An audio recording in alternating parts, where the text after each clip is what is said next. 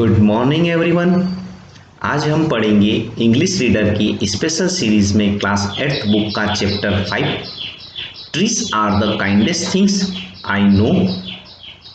पेड़ सबसे अधिक दयालु होते हैं जिन्हें मैं जानता हूँ। यहाँ पर आपको 3 क्वेश्चन दिए गए हैं जो इस पोएम से रिलेटेड है। Now let's I read. When you get tired of walking on a hot day, you sometimes stop under the shade of a tree. Don't you feel grateful to the tree for protecting you from the heat?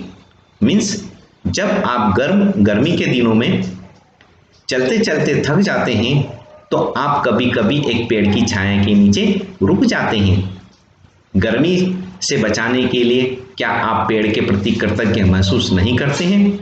इसका answer है हाँ, हम उनके प्रति कृतज्ञ हैं। Question number 2.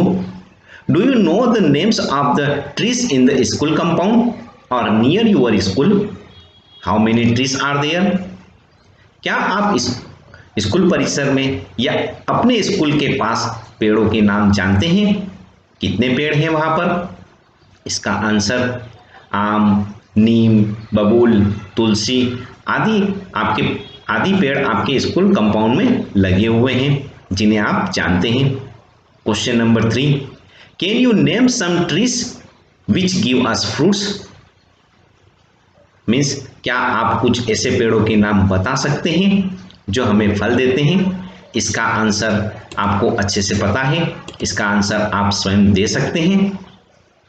यह ढूंढने का प्रयास कीजिए। Now let's we start the poem. Point to point explanation. Trees are the kindest things I know. They do no harm. They simply grow. प्रस्तुत कविता में कवि वृक्षों के बारे में वर्णन कर रहा है।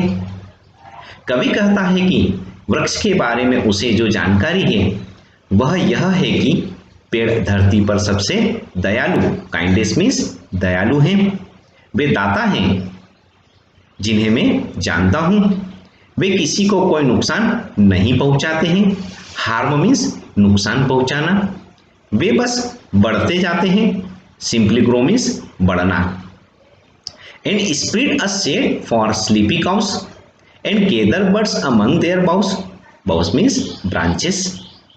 और वे मनुष्यों और जानवरों, यहाँ पर जानवर का तात्पर्य कवि ने काउ से लिया है, अर्थात सोई हुई गायों के लिए ठंडी छाया देते हैं और पक्षियों को उनकी शाखाओं में अपने घोंसले बनाती है और अपने को सुरक्षित महसूस करती है। They give us fruit in leaves about and wood to make our houses of. वृक्षों से हमें कई तरह के फल मिलते हैं और उनकी लकड़ियों का इस्तेमाल हमारे घर बनाने में होता है। And leaves to burn on Halloween.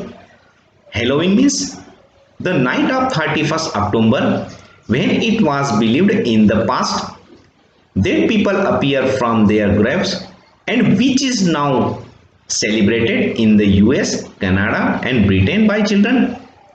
Halloween का अर्थ यहाँ पर 31 अक्टूबर की रात, जब अतीत में यह माना जाता था कि मरे हुए लोग अपनी कब्रों से प्रकट होते हैं और जिसे अब अमेरिका, कनाडा और ब्रिटेन में बच्चों द्वारा रात को उत्सव की तरह मनाया जाता है।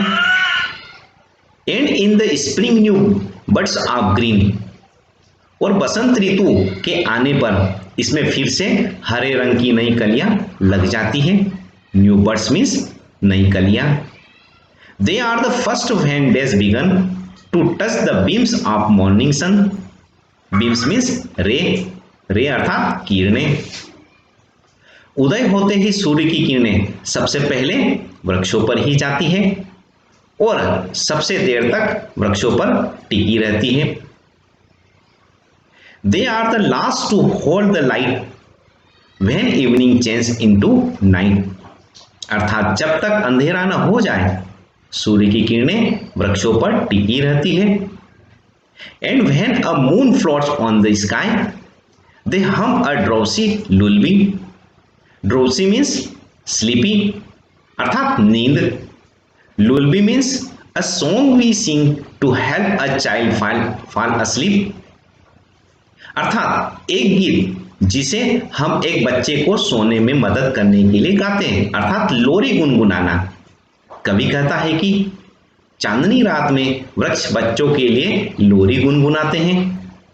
Of sleepy children long again, trees are the kindest things I no.